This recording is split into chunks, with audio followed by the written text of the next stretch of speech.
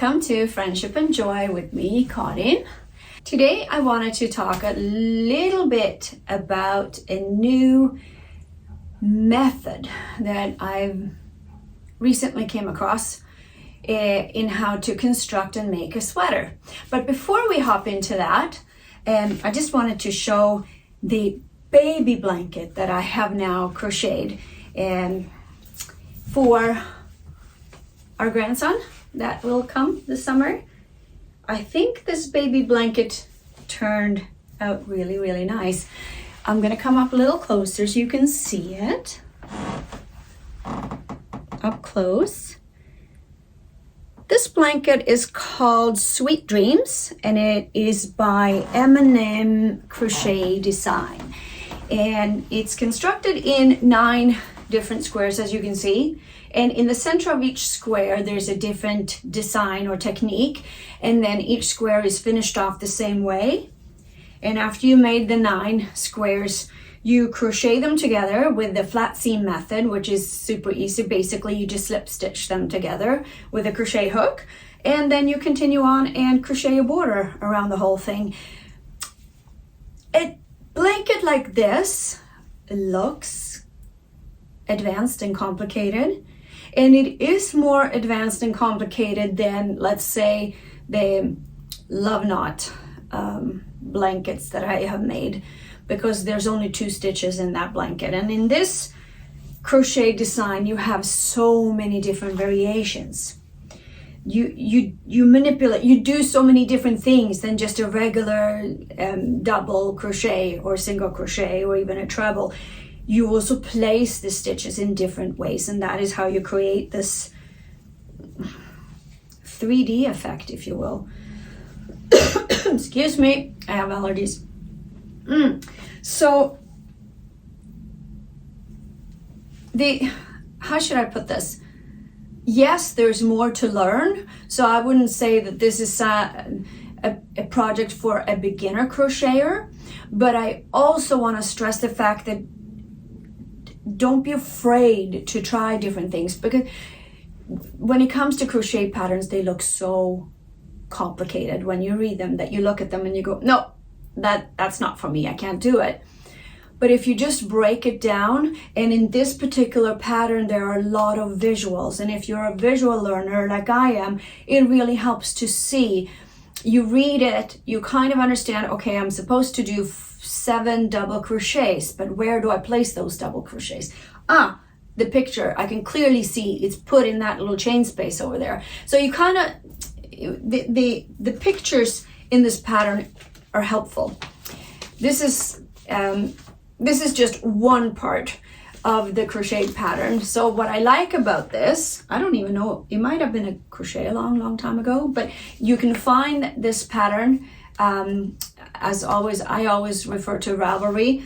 M&M Crochet Designs might have their own webpage, but whenever I talk about a pattern that I have found, it's usually via either ravelry.ca or .com, I think it is, or Garn Studio, and that's where I go to for my inspiration, because Ravelry is like a hub. It's like Facebook for knitters and crocheters, if you will. So on Ravelry, it's free to join. You just make yourself an account and a profile, and from there you can search different designers, different patterns. There's free patterns, but there's a lot of paid patterns too.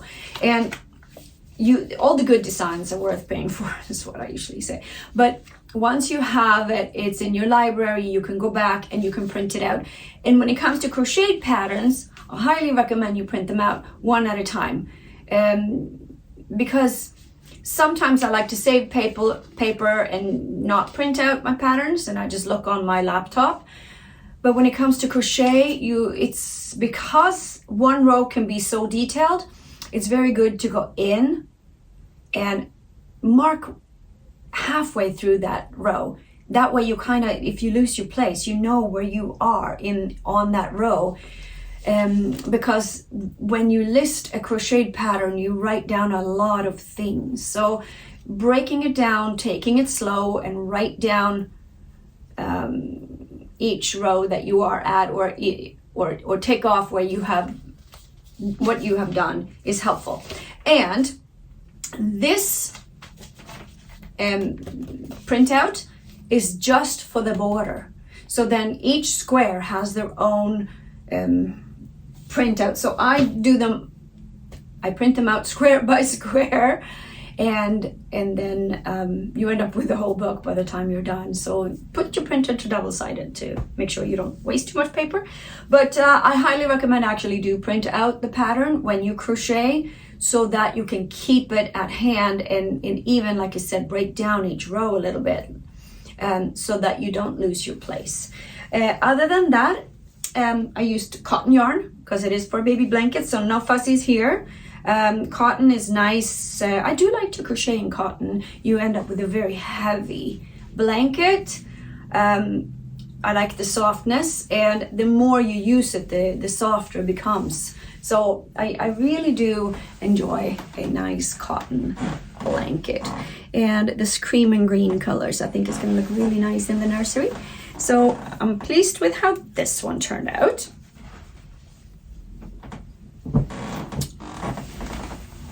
And that one isn't even blocked yet, I just wanted to mention. I haven't blocked it yet. I think I will, but it doesn't really need to. Once you get all the squares together, any kind of curling or buckling or whatever stretches itself out because it's heavy, but a little bit of blocking is always a good idea.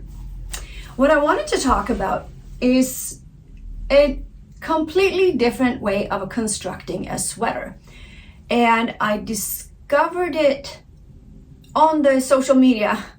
It popped up as a Knit Star workshop lesson. I'm not a member of Knit Star. I have flirted with the idea of becoming a member of Knit Star, but I do think it's quite pricey. And I find that there's so many good websites and so many good patterns, like I didn't feel the need for it. I have done workshops in the past. Suzanne and I went to one of Art and Carlos crocheting workshops. That was so much fun. So I do like to go in person to do a workshop here and there, but to do a virtual workshop was something that I was sort of like not skeptical about, but just didn't have any interest in. But then I saw this Swedish lady. Her name is Åsa. Let me see now. Åsa Trikosa. She's written a book, and she's very well known. She's renowned. She lives in Copenhagen, actually. And she has developed a system called the Ziggurat system.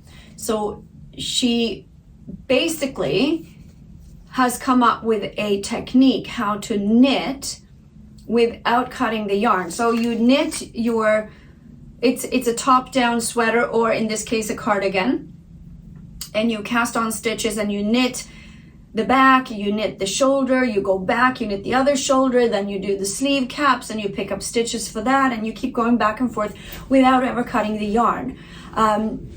So in the end you have no seams to sew, and you have very few ends to weave in. And all the Ziggurat methods is always top down, and it's knitted in one go. And my initial thought when I heard about this was, how is this different from a regular yoke style sweater that you knit in the round? Like this one. This is the Soldatna. I made this many years ago.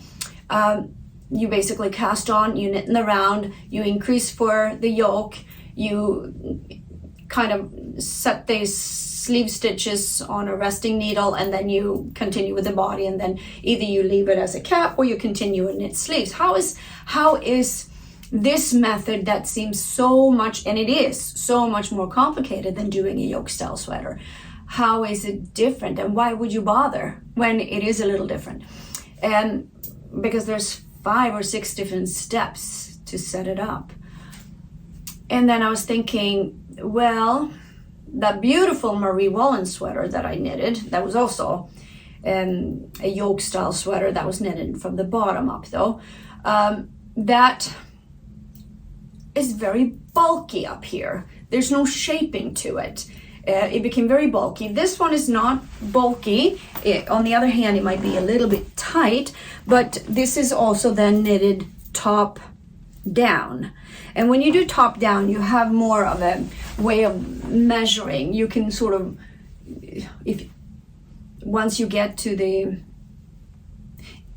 how should I put this? If you just keep knitting plain, you can basically feel when you have the enough stitches for the arms, and then you continue, and then you can waist shape and do whatever. But it is a different structure.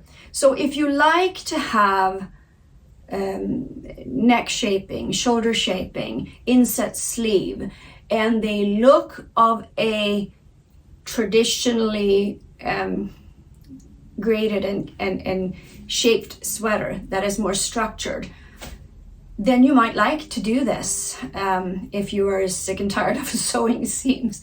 So I figured, okay, this is not a membership for KnitStar, it is just the workshop, and it was $47 to purchase this workshop. So it's a digital workshop.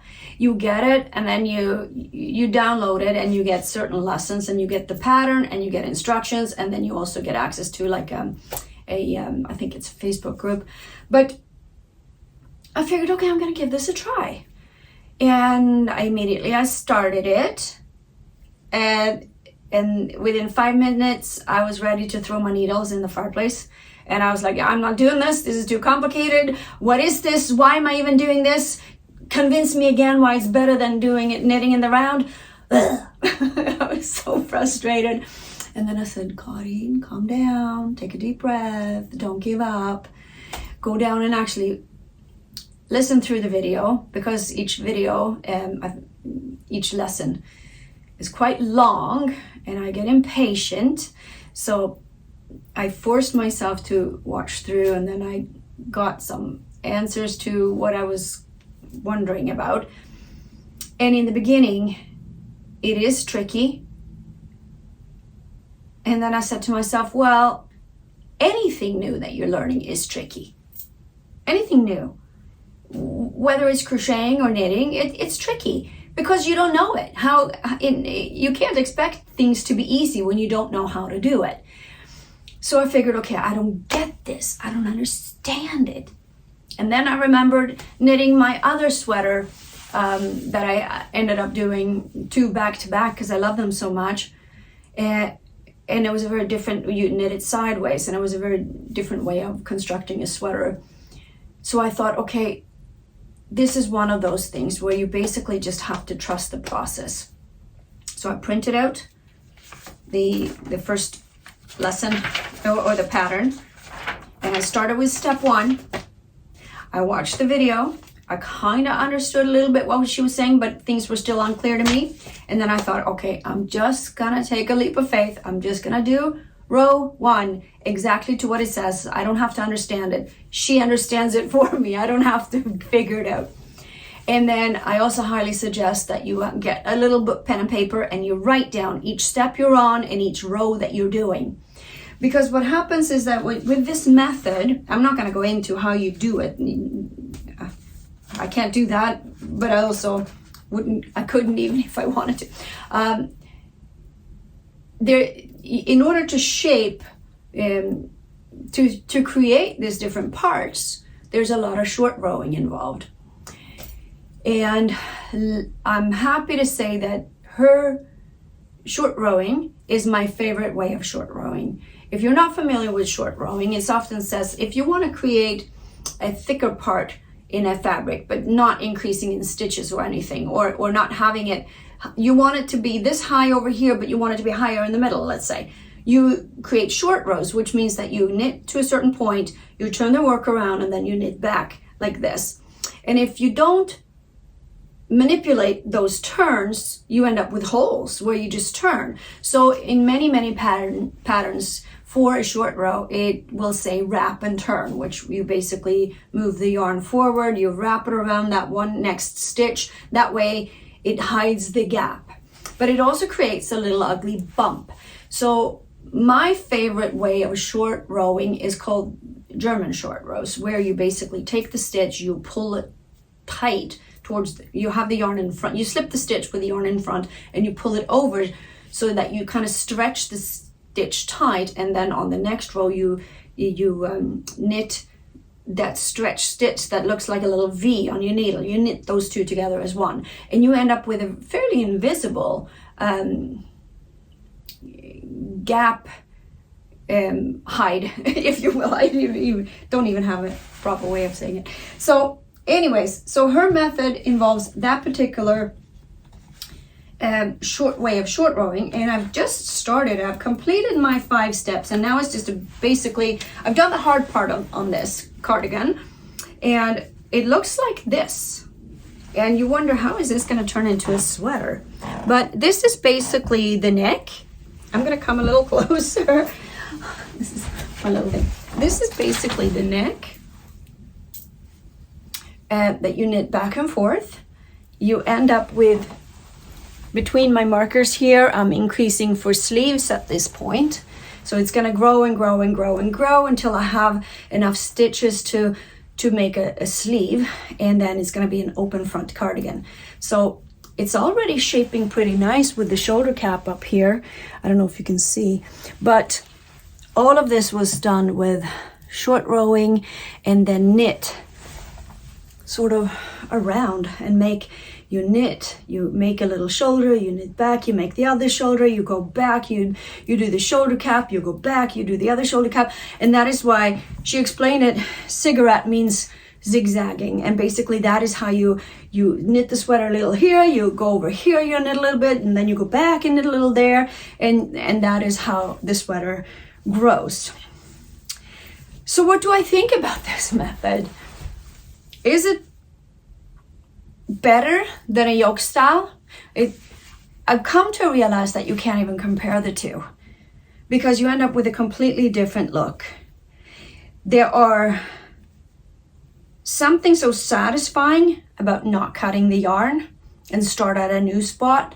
It is satisfying, just keep going. And if you're a big fan of hand-dyed beautiful yarn, this I picked up from the Knitting Loft. It's their own brand, actually.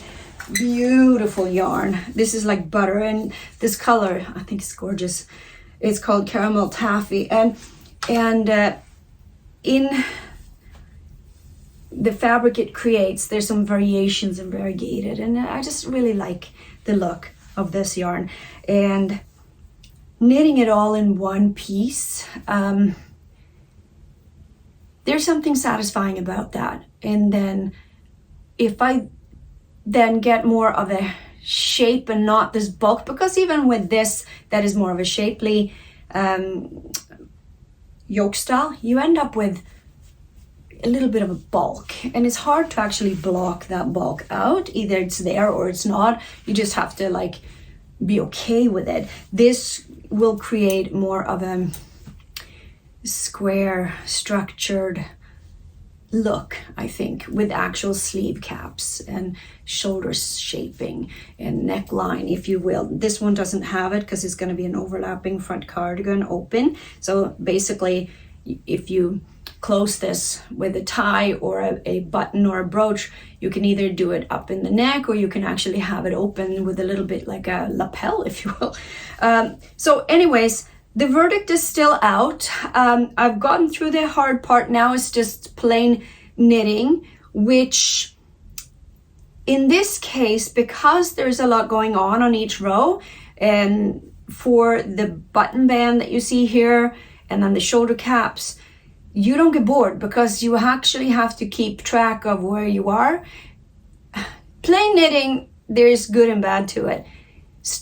Either you get incredibly bored and you want the project to end, or you, if there's a little bit of element to you need to actually use your brain, then I find that it breaks up the row and I get less bored with it. So, but at the same time, I like this because I can definitely knit away while talking to family. I can knit away while listening to an audiobook and not be too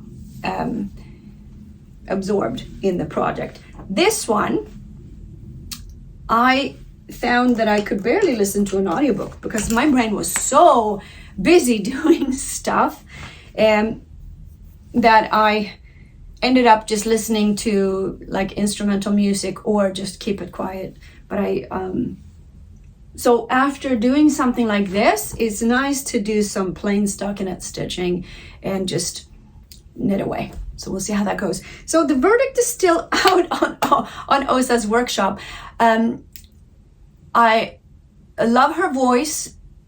I think she is, I like her sense of humor. She's very good at explaining. My only thing is I wish sometimes that the videos had tabs, because you can pause the video, of course, you can go back, but I just want to move forward a little bit. I don't want to miss anything, but I just want to, I'm impatient. I want to move forward just a tiny bit until the next step. And I wish there was a little bit of a tab system that you could do that instead of listening to the whole video and then try to find the spot where you were at. If you stop and go away and do something else. So we'll see where that takes me. But that's pretty much all I have today. Between this blanket and my Ziggurat cardigan, we'll see how that goes. And when I'm halfway through this, that's when I go back on Ravelry or Garn Studio or YouTube, and I start to get inspiration for my next project. So I'm always like, gotta be a project or two in advance. Oh, I actually wanted to say something about this blanket. As I'm doing this might actually be my next project. I loved this square. This was my favorite square out of the whole blanket, in the middle. I liked making it, and I liked the way it looked. So my thought was, instead of doing the whole, just the center part of that square, why not make a whole blanket with only that square? So now I'm going through different color combinations in my mind of what I would like to do. I would just make that center square without the scalloped, just that sort of spider web in the middle, and crochet them with the flat method, which is solid. I liked that square because it is solid. And I was thinking of making just a bunch of squares like that and crochet those together and make another blanket that way. That might be my next project. We'll see. We'll see where it takes me. But that's all I have for today. Until next time, take care. Bye.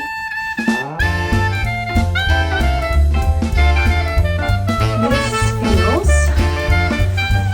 not good. I need to come up higher. So. Oj. Åsa Trikosa. I thought her name was something. I think Åsa Trikosa is her online name. I think her name is actually Åsa something else.